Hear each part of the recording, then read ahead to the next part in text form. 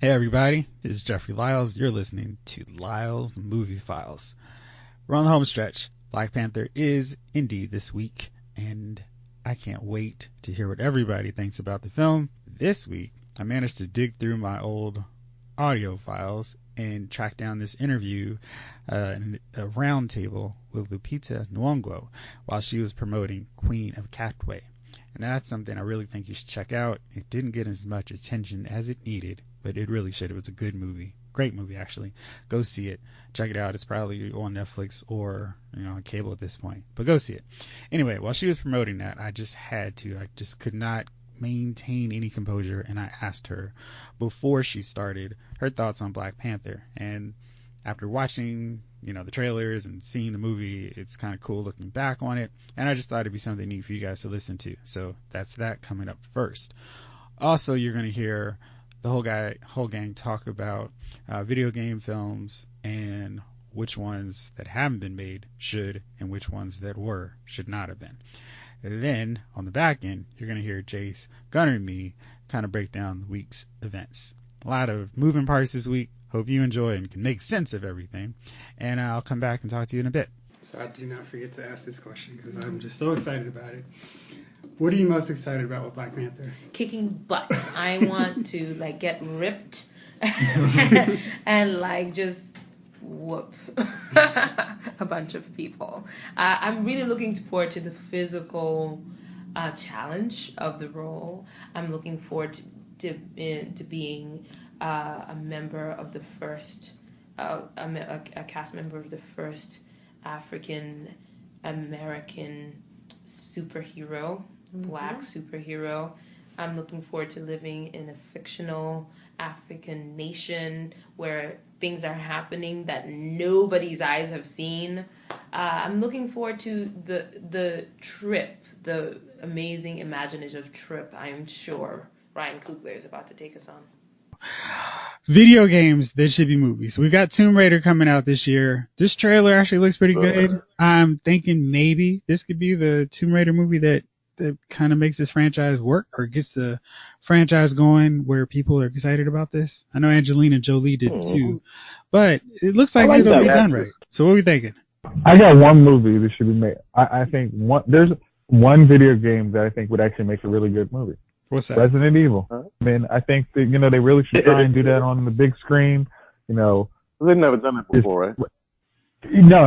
It's actually a horror film.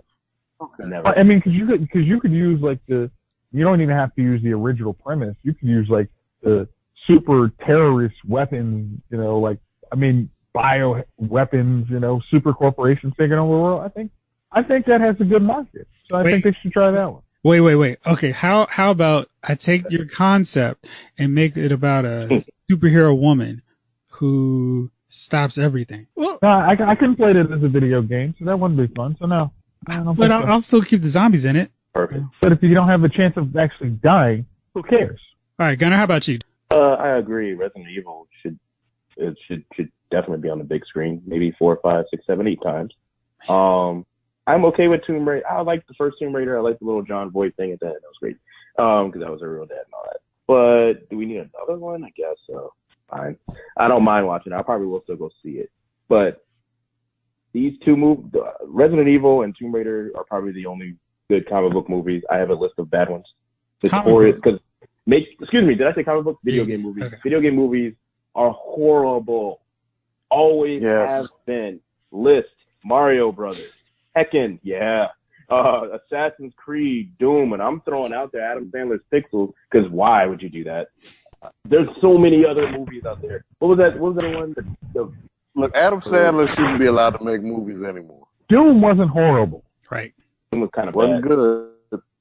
It was fine for a Doom movie. Doom was a mindless shooter movie, and it was nothing more, and it didn't try to be anything. We got exactly as in the Doom movie. They gave you first-person shooting mode at the end. That was terrible. I was sitting here what's happening? You don't watch The Raid, or if I wanted to shoot 'em up movie that just didn't mean anything, I'll watch The Raid 1 and 2. No, actually, I'll watch Judge Dredd, the newest one, which is just like The Raid, the first one anyway. So yeah. Dredd 3D TV. First one.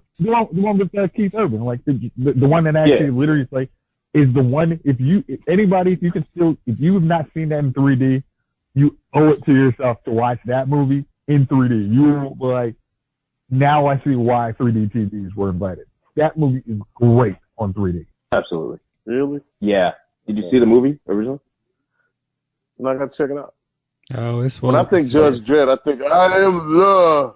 No, not that one. Stallone. We don't talk about that the new one. Yeah, the one that came out a few years ago. Not the Sylvester Stallone one. No. Good God. But video game movies are notoriously terrible. And you said there's a Duke Nukem one coming out too. I'm like, John Cena. So they're going to do Quake 2 later? I mean, what's happening? I mean, we got Rampage coming out this year too, so.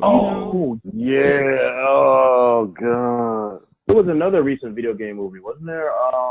Warcraft. That was a great movie, huh? Mm.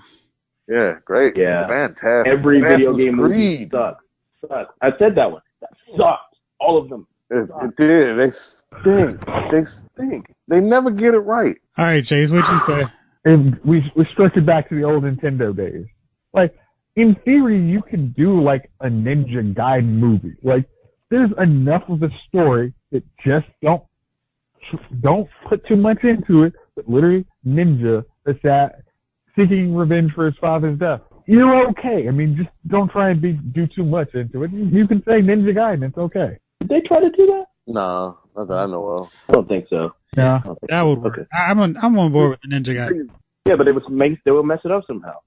They would overdo it. Chief, how about you? Halo might not be bad. Which one? Halo. Oh, they did that right. Not like, yeah, and I mean like a serious, like almost like a Private Ryan type series, where they actually that would be dope. I think that would be pretty decent. Dying Light wasn't bad.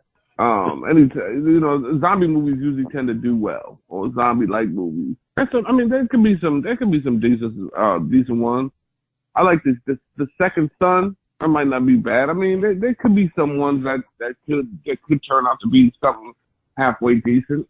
But the problem with Hollywood is, I think when they do the video games, they never tend to stick to the script. Writers get there and they want to do more than what's called for the movie. Like, just keep it simple.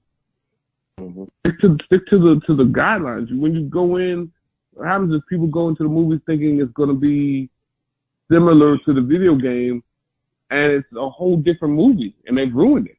But the whole reason you're making the movie is because of the video game.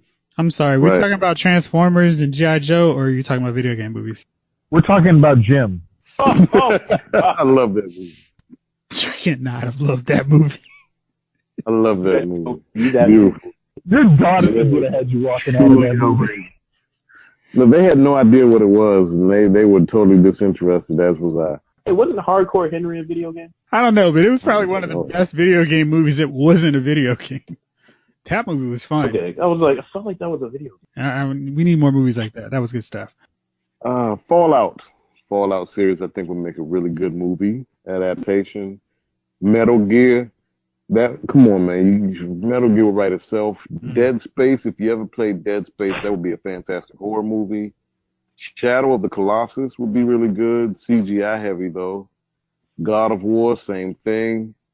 Flight Sim nerds, Ace Combat, that whole Top Gun / war, it would be futuristic, future jet fighters. I don't know, it might be really good if they did that right. Strider, same thing. If you remember Strider, that would be pretty dope. Legend of Zelda, I'm really surprised they haven't made a Legend of Zelda movie yet. And The Last of Us, all I got. Good choice. I would say Metal Gear really could make a good, like, that. If they just used the one, like, was it the original PlayStation 1? Like, they just make that into a movie, that would be great. Mm-hmm. Starring Channing Tatum or Hemsworth, replaceable Hemsworth brother stars as Snake in Metal Gear. I was gonna say the guy from Hunger Games, you put an eye patch on, he can do Snake. Snake, yeah. The guy from This guy from Hunger Games, Liam Hemsworth.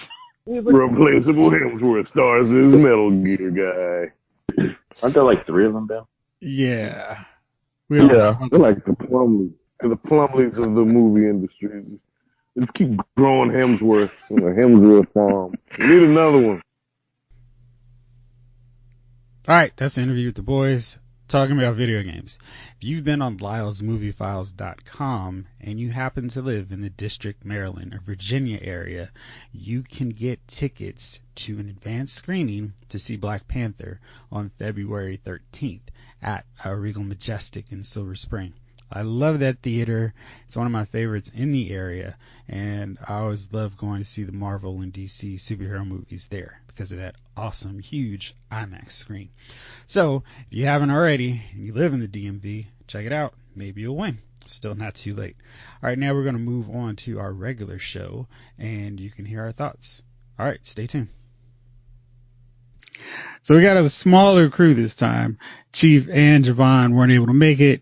Joining me tonight is Jace. How are you, bro? Hey, how you doing? Great. Gunner, how are you, man? I'm doing great, man. How's it going? Hey, man. I'm in a really good mood. We are I'm down to single digits before I see Black Panther, so all is good with me. I'm very excited. Super Bowl Sunday was amazing because I was resigned to the fact that the Patriots were going to win another Super Bowl, and the Eagles came through. So I am ecstatic right now. So during the Super Bowl, we got to see a lot of trailers, some of which for movies we knew were coming, like Avengers Infinity War, Mission Impossible Fallout. But we also saw some new trailers like Dwayne Johnson's latest film, Skyscraper. And that dude is the hardest working man in Hollywood. Rampage hadn't even come out. Jumanji's still atop the box office, like long after Christmas when it came out. I mean, we're into the second month of 2018 and Jumanji's still dominating. So he's got Rampage coming out this summer, and oh yeah, he's got Skyscraper coming. So this guy is he stays busy and active, and he's got a show on NBC coming out. So good luck trying to keep up with The Rock. Yeah. So he's super busy. You know, I was excited, of course, even for that 30-second clip of Avengers. And we got that teaser of Solo, which I'll talk about in a second. But what Super Bowl trailer got you most excited or had you intrigued about an upcoming movie? Jace, how about you? I can't help it. I got to cheat. The Avengers trailer looked really good. None of the movies, the Mission Impossible trailer, in theory, had me like, oh, wow, this could be a different direction for Mission Impossible. But I know I'm in store for. Tom Cruise will save the day. He will have 90% of the screen time, and it's most of the action I saw in the trailer of everybody else is probably all the scenes they're going to get. So I'm going back to my very much looking forward to Avengers. All right, Gunnar, how about you? Same. Avengers look good. We already know Black Panther is going to be great. I mean, I was sticking with the Marvel stuff there. Skyscraper, I was like, whoa, The Rock is doing a Die Hard movie. Got it. It looked just like Die Hard. Sorry. I was like, that building looks just like the Nakatomi building. I was like, okay, cool, Die Hard. But it's The Rock, so that actually might be still pretty good. My first reaction to Mission Impossible was, another one? Okay, I guess. Hey, if $7 isn't a privately held company, I would buy some of that stock because it seems like they, unlike Tyrese's agent, are keeping The Rock very busy in projects for the next couple of years. Oh, so true, very true. Where's Tyrese been? What is he doing? Just Fast movies, right? Jeez. They may actually have a director for the Fast and Furious spinoff. Did you guys catch the Deadpool 2 trailer today? I did. I'm still gonna say I hate on them for throwing any shade on Justice League, but Deadpool doing it was kind of funny, especially getting on for the CGI Cable's arm. But it looks like we're in for another good Deadpool movie. If I'm Tyrese, I would be over at Justice League headquarters, Warner Brothers, like, hey, do y'all need a Jon Stewart? Because I mean, y'all could use another Green Lantern, another black guy in this movie. I'd try and work on that as soon as possible. I mean, you got some free time. It's time to have your agent start putting in some work and getting you in some other roles. I don't know, I'd be real worried about putting him into any movie with this kind of temper tantrum he threw at The Rock. Can you imagine he starts getting upset with Gal Gadot for taking another movie and delaying Justice League sequel? I don't think that's going to fly. Not meshing well with the Justice League people either. We also saw the full-fledged Solo trailer, and that wasn't during the Super Bowl. That was the day after. I watched it. I really liked the music. I thought the theme was cool. I've been repeating that, humming it the rest of the week.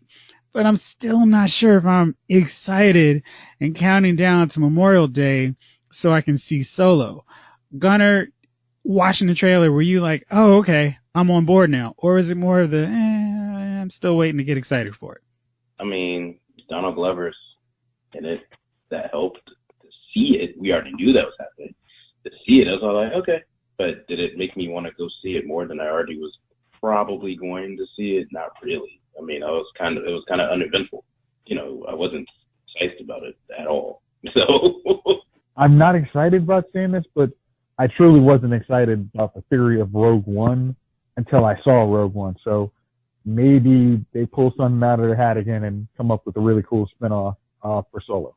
I'd written in my notes for this week that Black Panther was at 100%.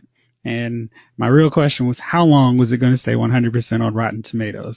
And before we even got to record the show, somebody decided to be that guy and give it a negative rating. So now it's at 99%.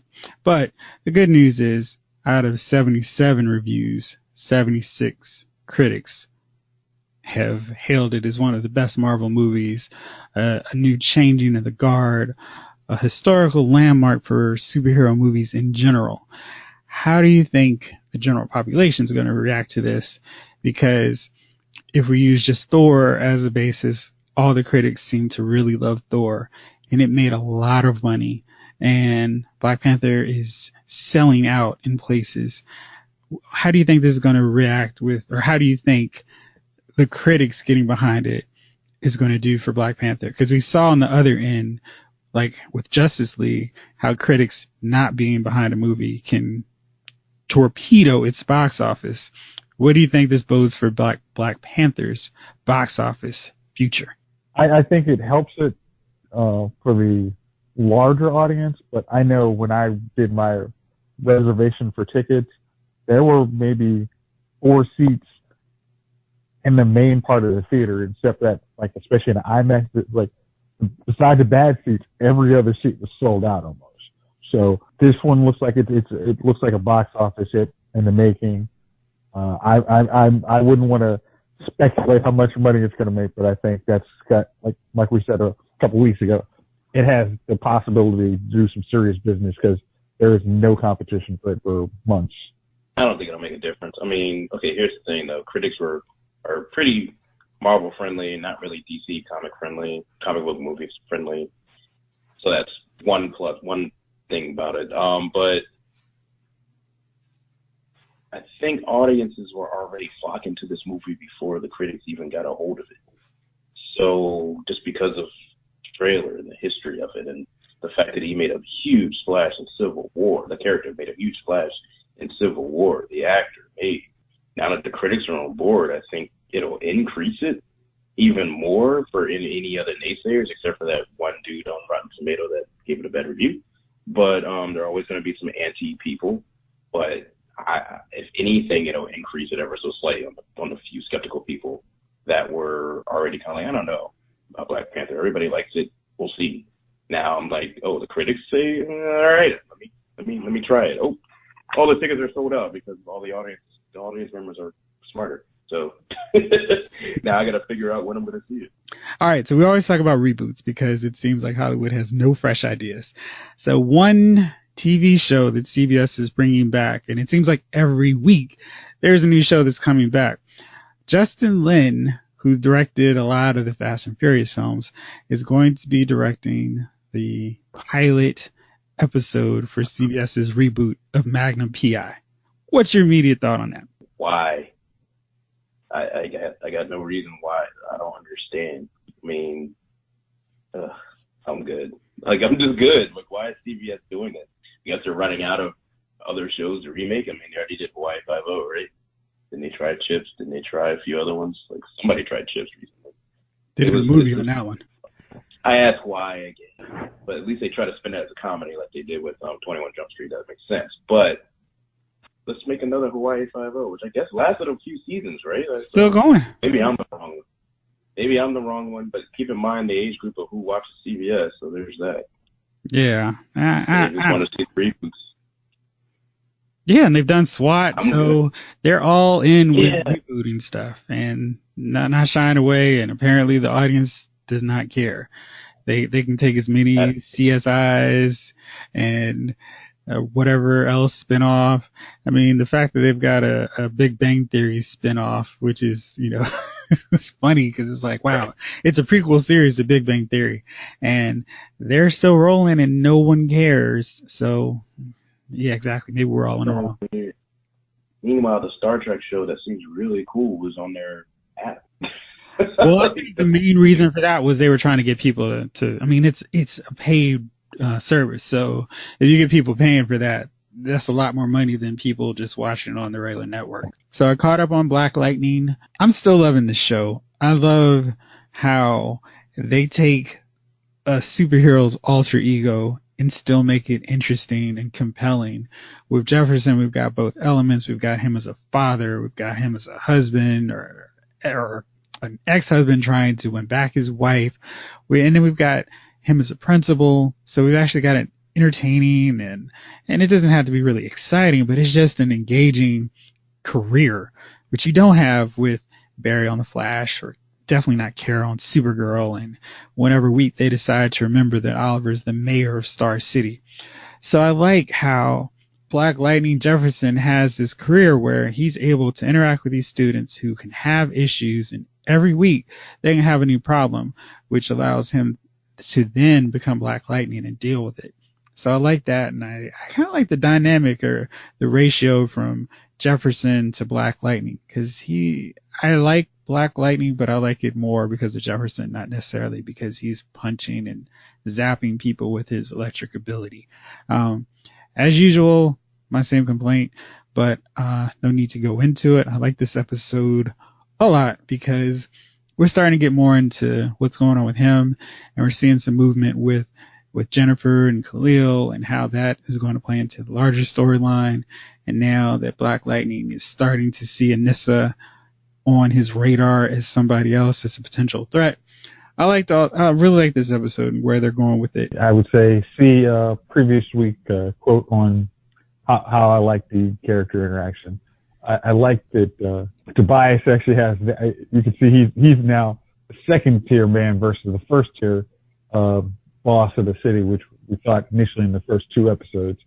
I like how gosh, what is her name? Lady E. Jill Scott. Yeah. Jill Scott's doing a really good job as the big boss. I like her character.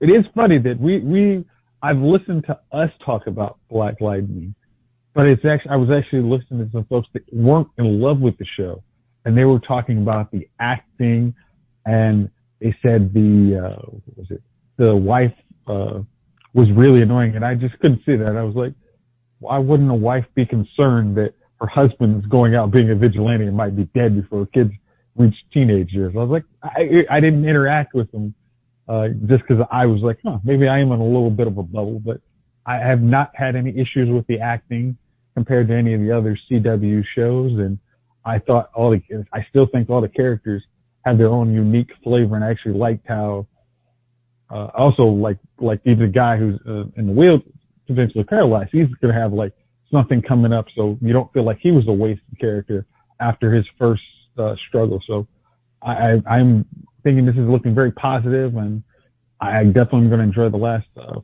6 or 7 episodes of the season. Yeah, Black Lightning's great. There are some people that lack some acting ability, but we're on a TV show on TV, so I mean I don't know what you're expecting Oscar-winning performances, but whatever. Kind of like what Jace touched on. This is a CW show. If you watch every CW show that you can, from iZombie, which I think is gone right, good, to Legends, to Arrow, to Riverdale, and I mean, the acting's all the same to me. So what are you getting at? Reminds me of 90210 back then. I mean, the acting wasn't strong, and then it got better, you know, and then they got more corny, or we got used to it. One of the two. But I think, I mean, we're talking about a superhero show. I don't understand. Anyways, I think Black Lightning's great so far. I mean, I got no issues with it. I really don't. I got nothing to say. All right. Now, I do have something to say about The Flash. Boy, I've got a few things to say about The Flash. So, this was the end of the big Barry is in prison storyline. And it ended in a way that kind of left me hanging. Because I felt like, dude, if it was really just a matter of somebody pretending to be DeVoe, why not just call him Martian Manhunter? You know, have Cisco warp over, bring him in, or use HR's hologram thing. I mean, there are so many different ways they could have resolved that so much sooner if that was all it took. Where Barry didn't have to spend 3 weeks in prison for them to come up with the idea, hey, let's just have somebody pretend to be DeVoe. Like that was weird. And I just thought it was really odd that DeVoe decides he needs to switch bodies yet again when it wasn't like Hazard's good luck, bad luck powers were a huge upgrade over over the meta who allowed him to read minds. I just felt like that was just a weird twist just for the sake of having a weird twist. What did you guys think of this episode? All right. I think I only can assume that DeVoe is, because of the mind control mind reading powers, he is not actually as smart as he used to be. And that's why he didn't figure all this stuff was going to happen. Like, before, he would have figured out Barry was going to do it and used all these possibilities. Like, I knew you were going to do the Council of Wells to figure out who I was, but the theory that I wouldn't figure out Wells, who had previously used a device to change his appearance, wasn't a potential. That really didn't make sense. Like, so maybe this was the only time DeVoe had a blind spot where he's just so engorged with his power, his newfound power, that he isn't as smart as he used to be. Is that explained?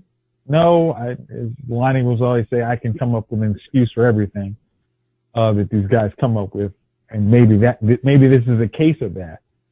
But this prison saga always looked like it was going to end in some lame conclusion. It just didn't look like they had really thought of what the end game was, and the ending proved that kind of was the case. It's just, he could have got out of this in 5 minutes, and yet we decided to waste 3 episodes on it, where almost all of them should have been able to do the exact thing that was done.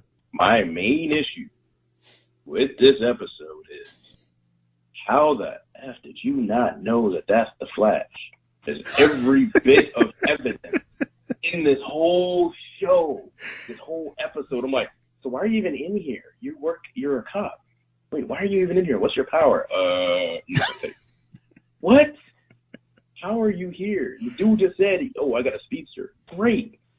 I guess I'm used to my healing ability. Okay, how does she not understand that you're the Flash? You're a kind person. You're this dude. Some people use their meta powers for good.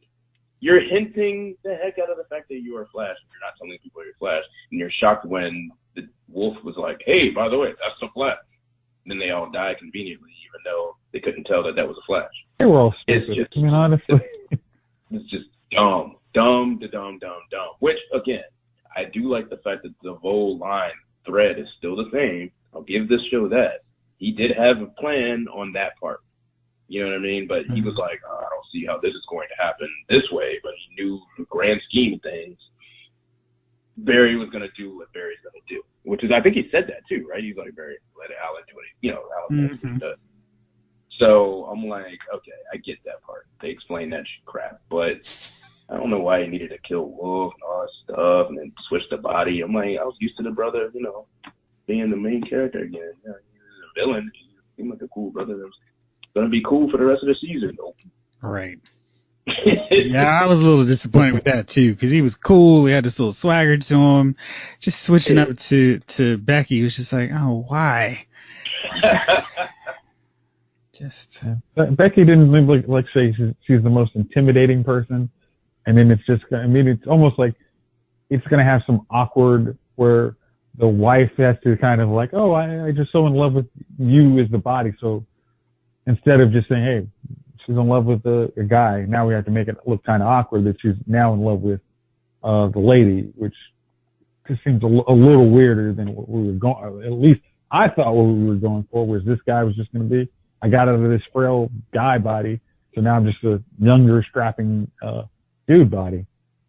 I don't see why they needed to change that. Yeah, I mean, the theory is he's going to get into Ralph's body and stretch and be everybody he wants. That's just stupid. No, I really like the kind of subtle thing where DeVoe pulled to Get Out, where he decided, hey, my old body won't work. I need this younger black dude, so I'm going to use his body. And it was just like they had much more to look at that and kind of explore and examine, and it just seems like before they even touched on it, let's switch him up and give him a new body. And right. I don't really trust them to go explore this any further. I mean, he's already slipped in his wife Mickey's, and hey, ignore the fact that I'm now in the body of a woman, you still love me. And just, I don't know. I really liked him before he started swapping bodies. I thought he was a great villain. He's lost a little something. This prison storyline amounted to nothing. And now they want us to care about Ralph in the same way we've cared about Iris when she had death staring at her in the face all of last season. I don't care if Ralph gets killed. Ralph has done nothing. I'm still curious why they can't just find Wally and go, hey, come help us with all these problems that are going on. So if Ralph dies, I don't care. They still got Cisco and Killer Frost if they remember that she can actually do something competent in stopping anybody like she did last season. So, besides the pep talk and whatnot. Yeah, that's so weird. But that was Killer Frost versus. It really hasn't been explained why she's so much tamer now. Like, is it because of the cure she took at the end of the season that she's now more Caitlyn and can switch it on and off at will versus actually, being Killer Frost, the one actually was confident like last season? I don't know. One other question. So why did Barry care about them being sold off to Aminette Black? Because they were in a prison where they couldn't use their powers. If they get sold, she's going to trigger their powers.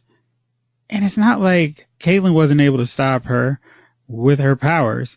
So how is she going to keep control of them once they got out of the prison and were able to use their powers again?